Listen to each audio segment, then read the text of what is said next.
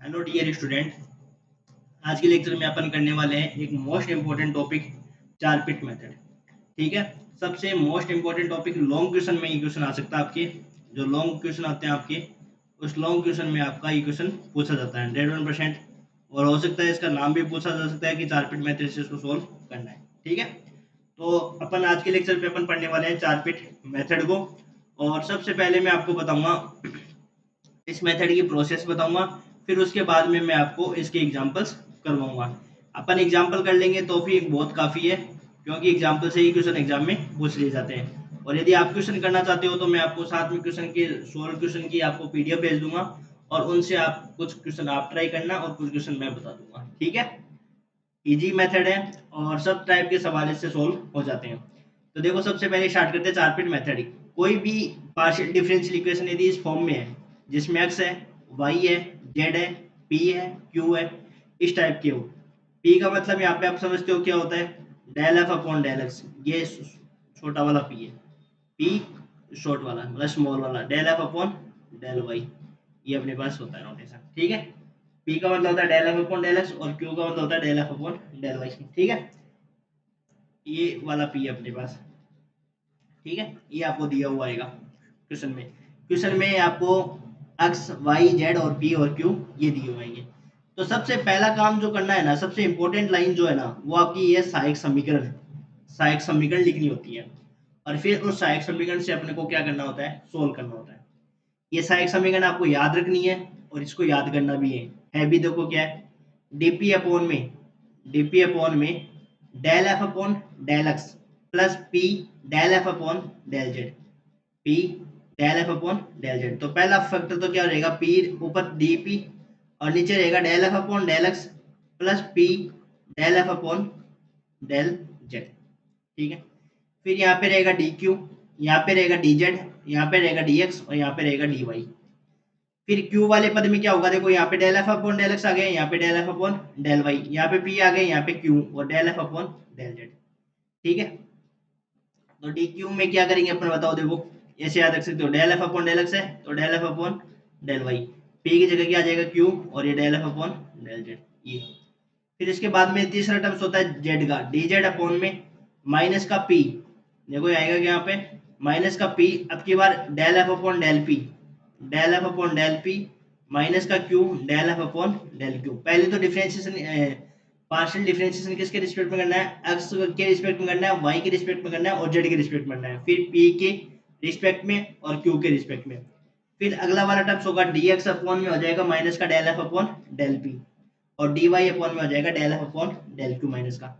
इनको short notation से किस प्रकार रिप्रेजेंट कर सकते हैं, एफ एक्स से रिप्रेजेंट कर सकते हैं, है ना। ये आपने पढ़ा है ना बीएससी फर्स्ट सेमेस्टर में या सेकंड सेमेस्टर में। एफ एक्स इक्वल टू क्या होता है, del F upon del X. ये शॉर्ट नोटेशन में है। यदि आप इस शॉर्ट नोटेशन वाली लाइन को याद नहीं रखना चाहते तो कोई दिक्कत नहीं है, आप फुल फुल वाले को याद रख लो। यदि शॉर्ट नोटेशन में याद रखोगे तो जल्दी याद हो जाएगा। F x plus P F Z, यहाँ एफ वाई आ जाएगा plus Q F Z minus F P minus Q F Q, ये हो जाएगा। ठीक है। तो देखो क्या याद किया हमने, चार पिट मेथड की। ये जो आपकी ये चार पिट मेथड की जो सहायक समीकरण है, क्योंकि सहायक समीकरण को अपने को लिखना पड़ेगा, तो सहायक समीकरण को लिखो। देखो सबसे पहले देखो, आपको जो इक्वेशन होगी वो इस प्रकार से दी हुई आएगी, X Y Z P Q equal to 0। ठीक है। फिर क्या करना है, देखो आपको डी, यहाँ पे डीपी लिखना है, यहाँ पे डी क्यू लिखना है, यहाँ पे डी जेड लिखना है, और यहाँ पे डी एक्स लिखना है, और यहाँ पे डी वाई लिखना है। ठीक है। यहाँ पे देखो सबसे पहले del F upon del x plus P del F upon del Z. यहाँ पे क्या लिखना है, del F upon del Y plus Q del F upon del Z. यहाँ पे क्या लिखना है, माइनस का P del F upon del P minus का Q del F upon del Q. X वाले में क्या लिखना है, माइनस का del F upon del P, और यहाँ पे लिखना है माइनस का डेल एफ अपॉन में डेल क्यू। ये होगी आपकी सहायक समीकरण। इस सहायक समीकरण को आपको पूछा जा सकता है। कैसे पूछा जा सकता है, कोई भी आपको इक्वेशन दे देंगे। ठीक है। जैसे एग्जांपल नंबर 1 लिखा हुआ है ना, ये पूछ सकते हैं इसकी सहायक समीकरण क्या होगी, तो उसके 4 ऑप्शन बना देंगे। बड़े क्वेश्चन में भी पूछा जाएगा, और एमसीक्यू में भी इसकी सहायक समीकरण को ओनली पूछा जा सकता है, इसलिए सहायक समीकरण को अच्छे से याद रखनी पड़ेगी आपको। ठीक है। सवाल में भी काम आ जाएगी और आपके MCQ में भी सवाल पूछ सकते हैं। ठीक है, इसके बाद में क्या करेंगे अपन, देखो P और Q में एक संबंध निकलेगा। P और Q में क्या निकलेगा, एक संबंध निकलेगा। P का Q के पदों में जो मान मिला है उसे क्वेश्चन में रखकर अपन क्या ज्ञात करेंगे, P ज्ञात करेंगे, और P की सहायता से अपन किसको ज्ञात करेंगे, Q को ज्ञात करेंगे। ये अपन क्वेश्चन में समझ लेंगे। फिर लास्ट में क्या करेंगे, लास्ट में इसको सोल्व करेंगे कैसे, dz इक्वल टू हो जाएगा P dx plus Q dy। यहाँ से P और Q का मान निकालेंगे ना, जो वो मान यहाँ निकाल के रखना है, और फिर उसको क्या करना है, इंटीग्रेशन करना है, और यहाँ से अपने को z की वैल्यू निकल जाएगा। वो अपना क्या रहेगा, कंप्लीट सॉल्यूशन रहेगा। अब मैं आपको इसको एग्जांपल में समझा देता हूँ ताकि आपको कॉन्सेप्ट पूरा क्लियर हो जाए। ठीक है ना, क्योंकि थ्योरी से नहीं होने वाला है कॉन्सेप्ट क्लियर। आपको सिर्फ सहायक समीकरण को याद रखनी है, और सहायक समीकरण को आपको हर एग्जांपल में लगाओगे ना तो आपकी सहायक समीकरण भी याद हो जाएगी। सहायक समीकरण का भी छोटा क्वेश्चन एग्जाम में पूछा जा सकता है। हो सकता है कि आपके जो छोटे वाले क्वेश्चन आते हैं बीच वाले, उनसे भी आपको सिर्फ सहायक समीकरण तक सोल्व करवा सकते हैं। हो सकता है 4 पिट मेथड आपके बीच वाले क्वेश्चन में भी आ सकता है, क्योंकि कुछ क्वेश्चन छोटे भी है आपके। ठीक है ना, देखो जैसे एग्जांपल नंबर 1 है आपका, सबसे पहले आपको दी हुई है क्या सहायक समीकरण, आपको px plus Q Y equal to P Q. आपको 4 पिट मेथड का नाम भी आ सकता है, और 4 पिट मेथड का नाम नहीं आता है तो ये आपका यूनिट नंबर 4 का पार्ट है। ये कौन सी यूनिट का है, यूनिट नंबर 4 का। और आपको बोले कंप्लीट सॉल्यूशन निकालो, तो आपके पास ये समीकरण होना चाहिए जिसमें x होगा, y होगा, p होगा और q होगा। ठीक है, तो सबसे पहले क्या करना है आपको, let F X Y Z P Q equal to, आपको क्या मानना है, इस वाली साइड को इधर ले आना। सारे पदों को क्या कर लियो, लेफ्ट साइड में लियो। P x plus Q Y minus P Q equal to 0। इसको दे दो समीकरण संख्या 1। ठीक है, सबसे पहला काम क्या करना है आपको, सारे पदों को लेफ्ट साइड में लियो। ठीक है, फिर इसकी सहायक समीकरण लिखनी है आपको। फिर क्या लिखनी है, सहायक समीकरण। सहायक समीकरण का सबसे पहले पास तो आपको क्या रखना पड़ेगा, फॉर्मूला लिखना पड़ेगा। वो हर सवाल में लिखना है आपको, जिसको अपन क्या कहते हैं, एक्सिलरी इक्वेशन कहते हैं। एक्सिलरी इक्वेशन, एक्सिलरी इक्वेशन क्या होती है, डीपी अपॉन में del F upon del X, del F upon del x plus P del F upon del Z. यहाँ रखेंगे D Q del F upon del Y plus Q del F upon del Z. इनकी value निकाल के फिर है ना अपने को क्या करना है, इनका मान निकालना पड़ेगा सबका, और फिर इस समीकरण में रखना अपने को। डी जेड इक्वल टू हो जाएगा माइनस का P del F upon del P minus Q del F upon del Q equal to हो जाएगा डी एक्स माइनस का del F upon del P equal to हो जाएगा डी वाई माइनस का del F upon del Q. ये आपकी होगी सहायक समीकरण। ठीक है, लिख लिया यहाँ पे सहायक समीकरण। अब यहाँ पे अपने को क्या करना है, मान निकालना है सबका। सबका क्या निकालना है, मान निकालना है। अब ये सारे मान चाहिए अपने को, तो मैं क्या करता हूँ, देखो इस सहायक समीकरण को थोड़ा नीचे लिख देता हूँ।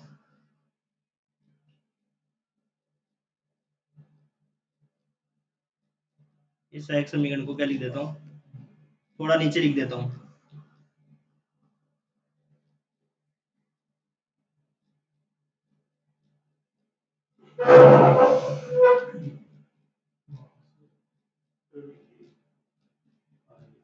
ठीक है, अब इसके बाद में देखो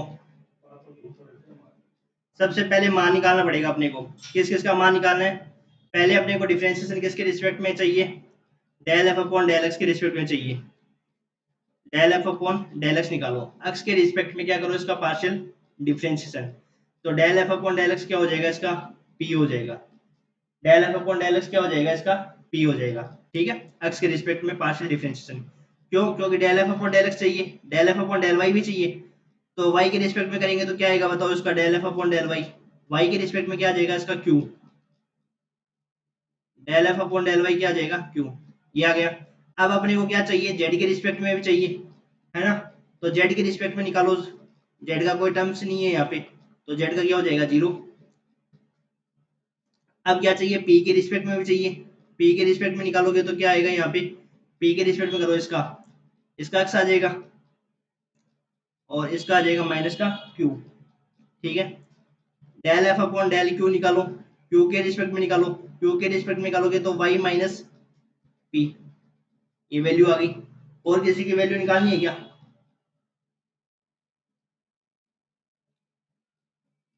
तो देखो हमने क्या किया, जो सहायक समीकरण में अपने पास जो मान थे ना, तो उन मानों को हमने क्या कर दिया, निकाल लिया। ठीक है। तो क्या क्या मान थे अपने पास, del F upon del X के मान चाहिए था। इसका मतलब क्या होता है, एक्स के सापेक्ष आपको आंशिक अवकलन करना था। तो देखो P x plus Q Y minus P Q का क्या होगा, एक्स के रिस्पेक्ट में आंशिक अवकलन, P x plus Q Y minus P Q. इसका एक्स के रिस्पेक्ट में आंशिक अवकलन क्या हो जाएगा बताओ, इसका क्या हो जाएगा, पी होगा, और इसका जीरो और इसका जीरो। वाई के रिस्पेक्ट में करेंगे तो इसका हो जाएगा क्यू, और जब अपन जेड के रिस्पेक्ट में करेंगे तो जेड का कोई टर्म्स नहीं है, जीरो। और पी के रिस्पेक्ट में करेंगे तो अपने पास आ जाएगा क्या, एक्स माइनस क्यू, और उसका आ जाएगा वाई माइनस पी। ठीक है, ये आपको समझ में आ गया होगा ना। पार्शियल डिफरेंशिएशन आपका किया हुआ है बीएससी फर्स्ट सेमेस्टर में या सेकंड सेमेस्टर में, आपके आंशिक अवकलन करना आपने सीखा होगा कि आंशिक अवकलन कैसे करते हैं अपन। ठीक है, तो ये मैंने आपको बता दिया। अब आपको क्या करना है, इस सहायक समीकरण में रखना है, इन सारे मानों को उठा के क्या कर दो, सहायक समीकरण में रख दो। तो डीपी अपॉन में del F upon del X की वैल्यू क्या आई है, पी, प्लस इसकी वैल्यू क्या आ गई, zero, D Q del F upon del Y, Y के रिस्पेक्ट में क्या है, Q, plus Q into zero, D Z upon minus का P, D F upon del F upon del P क्या है अपने पास, X minus Q, minus Q, और ये आया है del F upon del Q क्या है, Y minus P, D X del F upon del P कितना है अपने पास, एक्स माइनस क्यू, और ये आया अपने पास माइनस का वाई माइनस पी। ठीक है, ये अपने को समझ में आ गया। थोड़ा सा इसको सिंप्लीफाई कर लो, तो ये हो गया अपने पास डीपी अपॉन में पी, डी क्यू अपॉन में क्यू, डी जेड अपॉन में क्या हो जाएगा अपने पास, माइनस का P x plus p Q,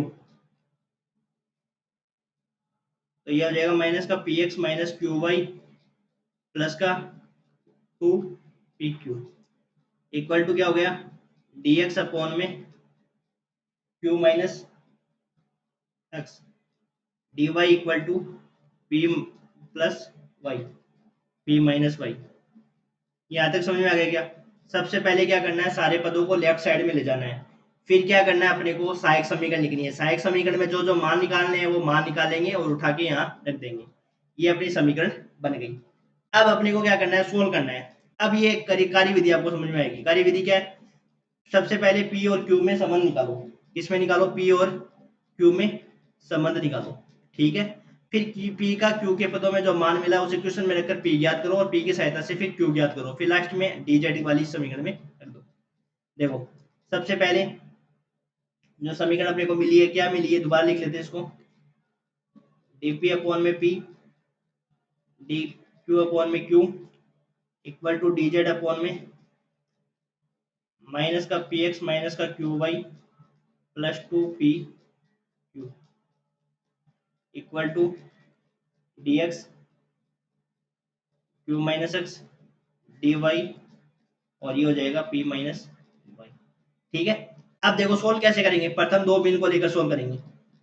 जो अपन ने मेथड पढ़ा है ओडी में, विस टाइप से एक मेथड लागराज का भी मेथड होता है। प्रथम दो बिन को लेकर,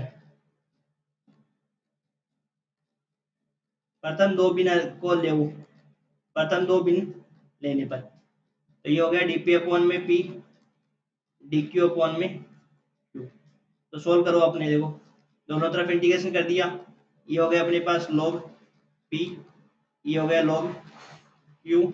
जैसे अपन इस सवाल में मेथड करेंगे ना, उसी टाइप से आपको सारे सवाल करने हैं खुद ही। तो ये हो गया log p minus log q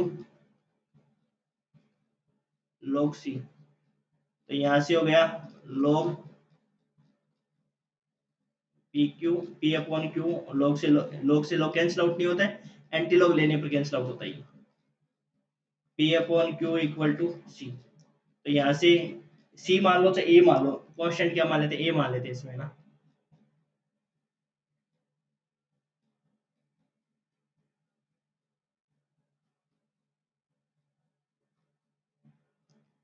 P बराबर क्या आ गया अपने पास ए क्यू, P बराबर क्या आ गया अपने पास ए क्यू।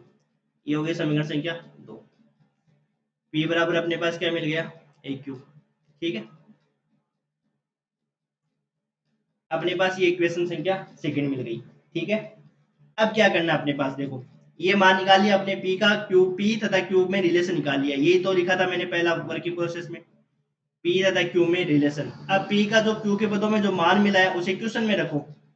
इसमें रखो क्वेश्चन, मतलब ये जो अपना क्वेश्चन था ना इक्वेशन फर्स्ट, इसमें रखो।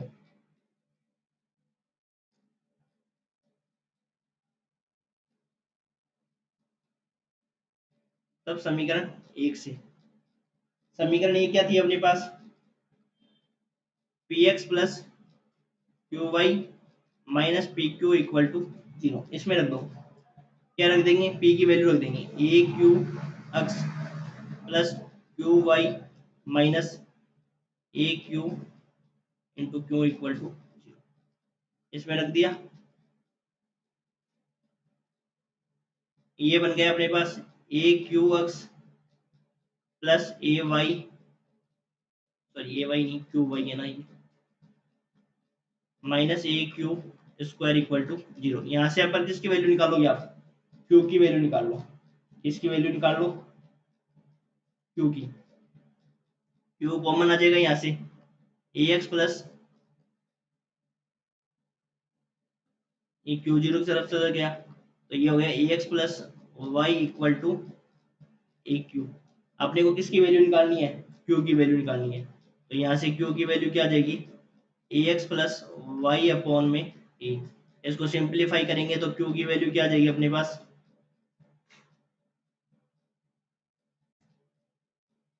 एक्स प्लस वाई अपॉन ए। ये अपने पास किसकी वैल्यू निकल गई, क्यू की वैल्यू निकल गई। किसकी वैल्यू निकल गई, क्यू की वैल्यू। अब अपने को क्या रखना है, इस समीकरण 2 में रखकर पी की वैल्यू निकाल लो। बस पी और क्यू दो की वैल्यू निकालनी है अपने को समीकरण 2 से।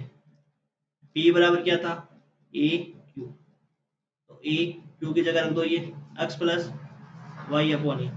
तो यहाँ से हो गया ए एक्स प्लस वाई। ये अपने पास किसकी वैल्यू निकल गई, पी की वैल्यू। अब पी और क्यू की वैल्यू निकल गई दोनों की। अब अपने को लास्ट समीकरण क्या है, नाउ लास्ट समीकरण होती है D Z equal to P D x plus Q D Y. बस ये आपका लास्ट सॉल्यूशन होता है। ए की वैल्यू रखो यहाँ पे, नहीं सॉरी पी की वैल्यू रखो a x plus y,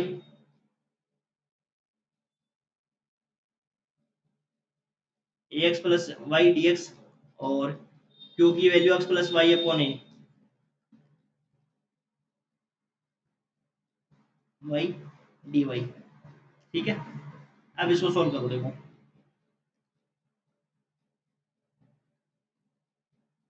a x d x plus y D x plus x D y plus y upon a d Y.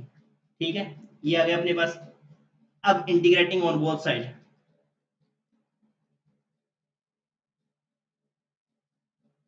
Integrating on both side करो। देखो इंटीग्रेटिंग बोथ साइड,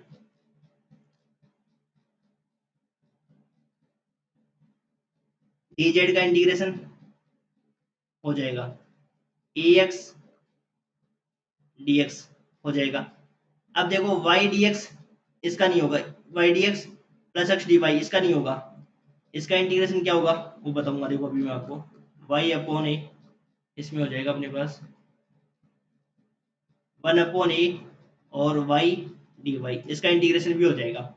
अब देखो मैं इसको क्या लिख सकता हूँ बताओ आप, इस पूरे पद को मैंने आपको बताया भी था। ये किसका डिफरेंशिएशन है, ये डिफरेंशिएशन है एक्स वाई का। कैसे, एक्स वाई का डिफरेंशिएशन क्या होता है, एक्स को छोड़ दिया मैंने, वाई का क्या हो गया डी वाई, प्लस वाई को छोड़ दिया एक्स का हो गया डी एक्स। तो x D y plus y D x है, x D y plus y D x है। देखो मैंने आपको बताया था एक्स के साथ एक्स का टर्म होगा तब तो आराम से इंटीग्रेशन हो जाएगा, लेकिन एक्स के साथ यदि वाई का टर्म्स है तो फिर आपको इस फॉर्मेट में आपको सेट करना पड़ेगा। ये इसका आंसर होता है। ठीक है, ये मैंने आपको बताया था कि एक एक्सरसाइज आपके जो उसमें मैंने आपको नहीं बताया वो मैं यहाँ पे बता देता हूँ, क्योंकि ये इतना सही आपका काम का है, वहां से एग्जाम में क्वेश्चन नहीं आता है। पर ये कहीं कहीं जगह काम आ जाती है चीजें।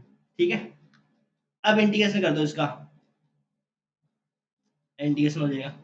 तो जेड का dz का तो क्या हो जाएगा, जेड ये हो जाएगा ए एक्स स्क्वायर बाई टू, और ये डिफरेंशिएशन और इंटीग्रेशन कैंसिल आउट हो जाएगा एक्स वाई, और ये हो जाएगा one upon A Y square by, ठीक है, प्लस का आ जाएगा सी। सोल्व कर लो, टू ए से गुणा कर दो, तो टू ए जेड हो जाएगा अपने पास, यहाँ पे हो जाएगा अपने पास a square x square plus two a x y, और ये हो जाएगा वाई स्क्वायर, और ये हो जाएगा अपने पास टू ए सी, ये कॉन्स्टेंट हो जाएगा, सी डैश मान लेंगे इसको।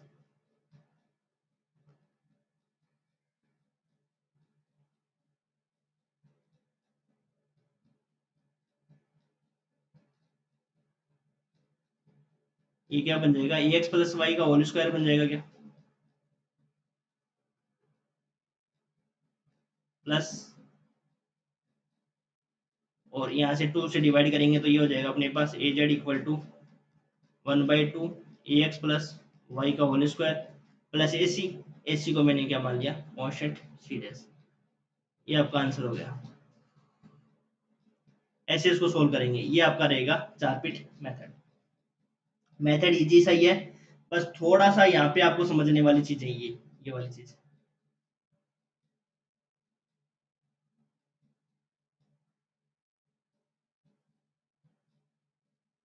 ठीक है, ये चीजें थोड़ी सी समझने वाली थी।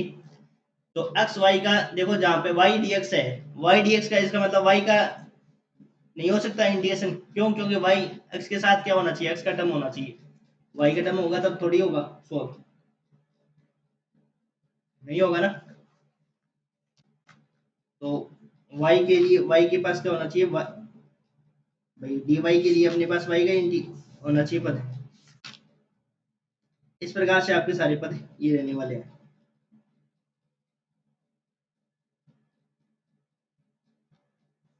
एक छोटा सा सवाल करा देता हूं मैं पहले, फिर मैं आगे अगले लेक्चर में आपको दो चार क्वेश्चन इसके और करवाने वाला हूँ। ये आप खुद ट्राई करोगे ना, तो सारे क्वेश्चन खुद कर सकते हो आप।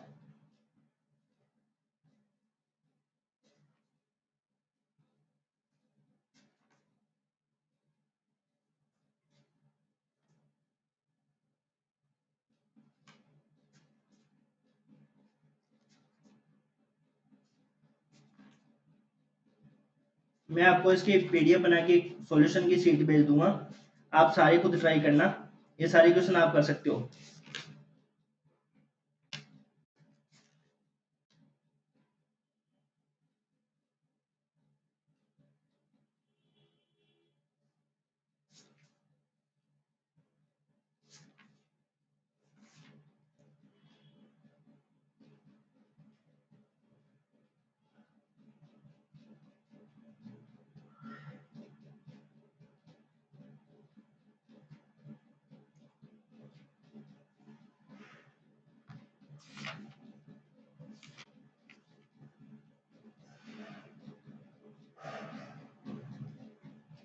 एक 7 नंबर का एग्जाम्पल है, वो छोटा सा एग्जाम्पल है।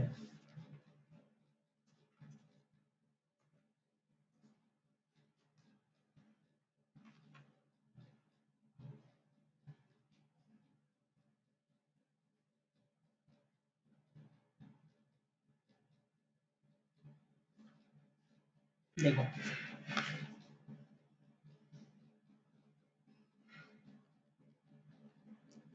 एग्जाम्पल 7, और वही का वो सेम 7 का क्वेश्चन भी आपका ऐसा ही है।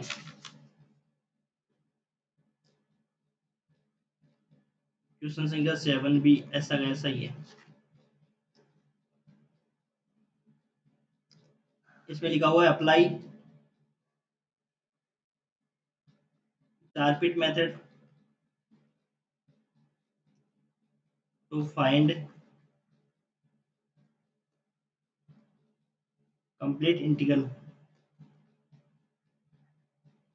ठीक है, तो देखो समीकरण दे रखिए, जेड बराबर p x plus Q Y plus P square plus Q square, ये समीकरण आपको दे रखी है। तो मैंने आपको सबसे पहले क्या बताया था कि सारे पदों को इधर ले आओ। एफ में क्या हो जाएगा अपने पास z minus p x minus का क्यू वाई माइनस का पी स्क्वायर माइनस का क्यू स्क्वायर इक्वल टू 0। ये हो गई अपनी समीकरण संख्या 1। ठीक है, अब अपने को लिखनी है सहायक समीकरण। सहायक समीकरण लिखो। सहायक समीकरण में क्या हो जाएगा बताओ। सबसे पहले डीपी अपॉन में पहले आपको लिखनी है सहायक समीकरण, ये ध्यान रखना।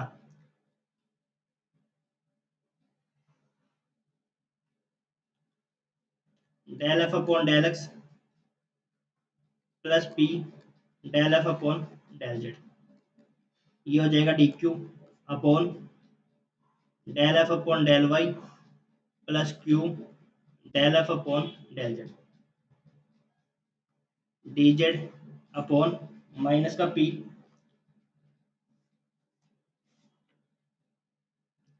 माइनस का P del F upon del P minus का Q del F upon del q. D x minus का del F upon del P और ये हो जाएगा डी वाई अपॉन में माइनस का del F upon del Q.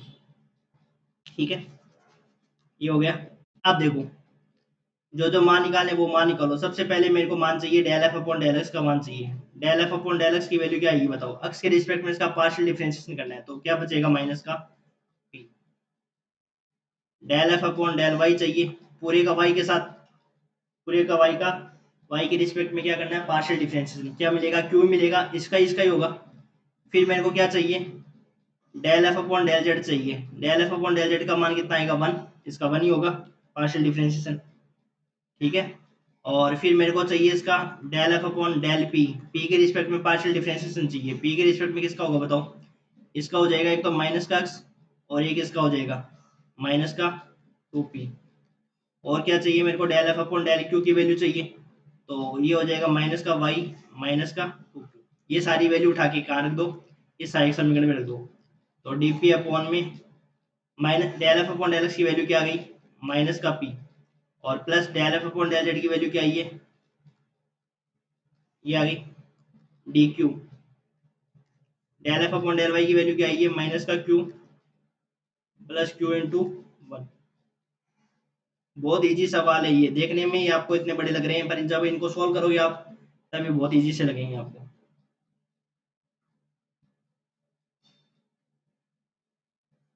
Minus का Q और del F upon del Q क्या आ जाएगा माइनस का वाई माइनस का 2p डी एक्स माइनस का del F upon del P, तो ये हो जाएगा एक्स प्लस 2p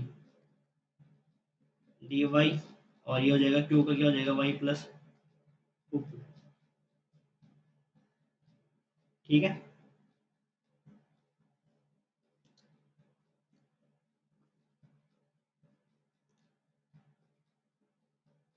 सही है ना। देख लेना यदि थोड़ी कोई मिस्टेक मिल जाती है तो इन लास्ट वाले वाले पदों में तो कोई करना ही नहीं अपने को। डी जेड अपॉन में ये वाला पद से कोई मतलब ही नहीं है, डी एक्स और डी वाई ये तो सिर्फ सहायक समीकरण के रूप में लिखा है हमने। ठीक है,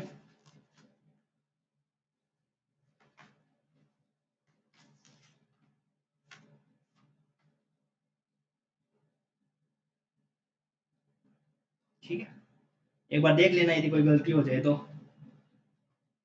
माइनस का पी आ जाएगा यहाँ पे और माइनस का 2p minus x minus 2p।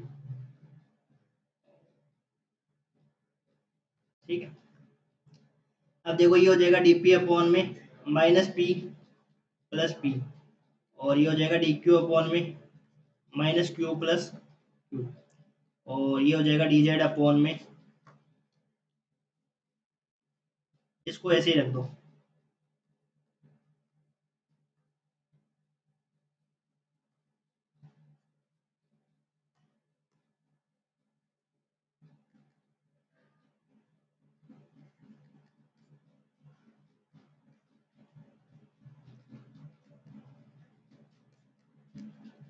अब सॉल्यूशन निकालो। देखो इसको इसको सॉल्व कर लो फर्स्ट और सेकंड बिन को लेकर। तो ये फर्स्ट और सेकंड में तो क्या आ जाएगा डीपी अपॉन में 0 और डी क्यू अपॉन में 0। ये आ गया अपने पास, है ना, dp अपॉन में 0 और dq इक्वल टू 0। तो यहाँ से क्या मिलेगा अपने को, dp इक्वल टू 0 और साथ में क्या मिलेगा, dq इक्वल टू भी 0, dp भी 0 और dq भी इक्वल टू 0। इंटीग्रेटिंग इंटीग्रेटिंग करोगे तो यहाँ से क्या मिलेगा अपने को, p इक्वल टू ए मिल जाएगा, p इक्वल टू क्या मिल जाएगा, ए। और यहाँ पे इंटीग्रेशन करोगे तो q इक्वल टू क्या मिल जाएगा, b। ए और b दोनों की वैल्यू अपने को मिल गई है। बस आपको क्या चाहिए, p और q की वैल्यू चाहिए थी, वो मिल गई। तो लास्ट में क्या करते हैं, dz equal to P D x plus Q D y, p D x plus Q D y. P की वैल्यू क्या है अपने पास, a d x plus b d Y. बस इंटीग्रेटिंग ऑन बोथ साइड, आपका सॉल्यूशन आ गया। यही सेम सवाल आपका क्वेश्चन संख्या 7 है।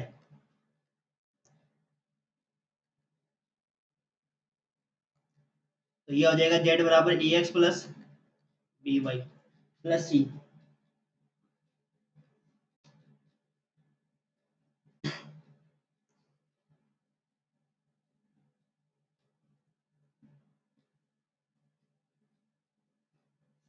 तो अपने पास क्या आ जाएगा सॉल्यूशन,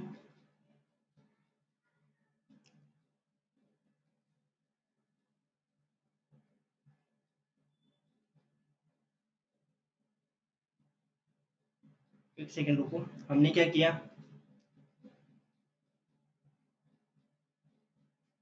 हमें डायरेक्ट इसकी वैल्यू निकाल सकते हैं अपन, है ना, ये इसमें रखने की जरूरत ही नहीं है अपने को। क्यों,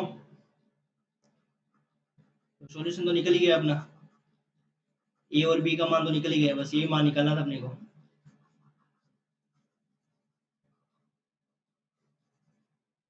तो इसको कहाँ रख दो,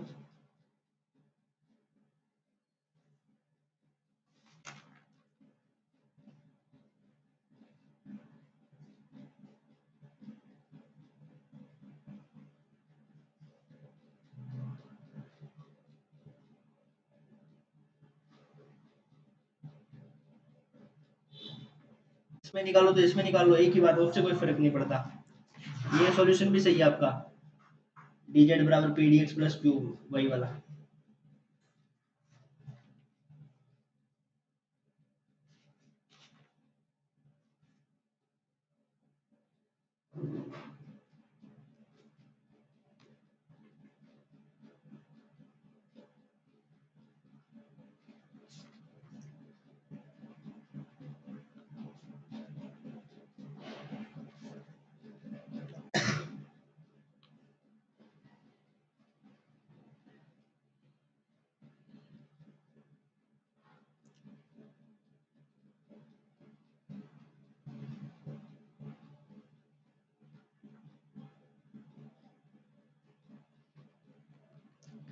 तब समीकरण 1 से क्या हो जाएगा अपने पास, क्योंकि जेड की बात वैल्यू निकली हुई है direct, P x plus Q Y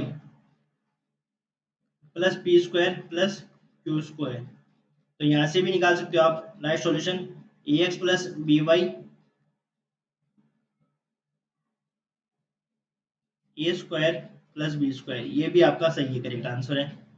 और वो भी आपका करेक्ट आंसर है, यदि डीजेड वैसे भी निकालते हो तो भी सही आंसर है।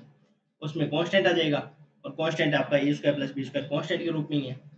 ठीक है, तो ये सवाल है। और ऐसा ही क्वेश्चन आपका क्वेश्चन संख्या 6-7 है,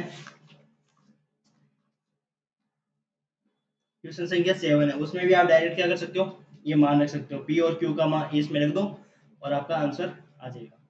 ठीक है, अब आगे क्वेश्चन अपन अगले लेक्चर में करेंगे। Thank you.